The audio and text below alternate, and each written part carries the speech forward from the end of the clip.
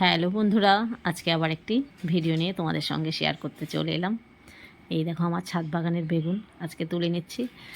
Simple একটা recipe করব, নিরামিষ রেসিপি, সেটাই তোমাদের সঙ্গে শেয়ার করব। তো বেগুনগুলো তুলে নিচ্ছি। বেগুনের ছবি পোস্ট করেছিলাম, সবাই নিশ্চয়ই দেখেছো।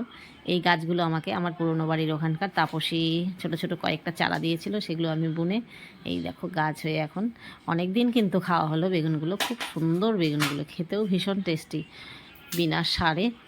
আমার এই গাছগুলো এরকম ডুম করে কেটে মাঝখানে একটু কেটে দিয়েছি, আর একটু বাটার মধ্যে দেব হচ্ছে একটু সাদা জিরে আর একটু আদা বাটা। এগুলোকে লবণ হলুদ মেখে তেলের মধ্যে ভালো করে বেগুনগুলোকে ভেজে নেব।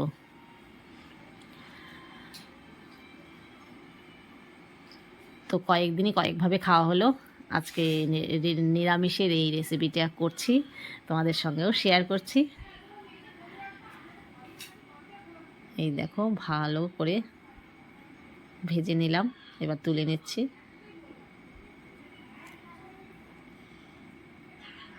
তেলটা একটু বেশি দিয়েছিলাম ভাজার সময়, একটু কমিয়ে নিচ্ছি।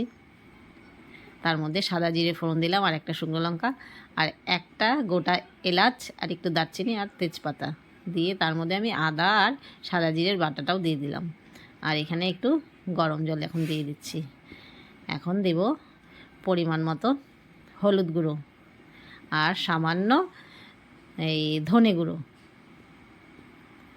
দিয়ে এখন স্বাদ মতো লবণ দেব, দিয়ে ভালো করে কষিয়ে এই দেখো দুটো কাঁচা লঙ্কা দিয়ে দিলাম গোটা, আর একটু কাশ্মীরি লঙ্কার গুঁড়ো দেবো কালারের জন্য। লঙ্কার গুঁড়ো এখন খাওয়া হয় না বললে চলে, তাও একটু কালারটা সুন্দর হয় জন্য দিলাম। আর একটু জল দিয়ে আমি আর একটু কষিয়ে নিচ্ছি। আমার মা একটা কথা বলতো যে আমিষ রান্না কিন্তু সবাই করতে পারে, পেঁয়াজ রসুন পড়লে যে কোনো রান্নাই টেস্ট আলাদা, টেস্টি হয়ে যায়। নিরামিষ রান্না যে টেস্টি করতে পারে সেই হলো আসল রাঁধুনি। তো আজকে আমি নিরামিষ করেছি, খেতে কিন্তু ভীষণ টেস্টি হয়েছিল।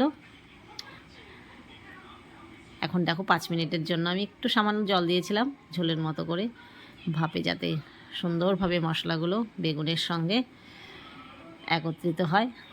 দিয়ে 5 মিনিট ঢাকা দিয়ে রেখে আমার বেগুন কারি কিন্তু রেডি। একদম সিম্পলভাবে, খেতে কিন্তু ভীষণ টেস্টি হয়েছিল গরম ভাতের সঙ্গে। রেসিপিটা কেমন লাগলো জানিও, আর তোমরা ভালো থেকো, পাশে থেকো। টাটা বন্ধুরা।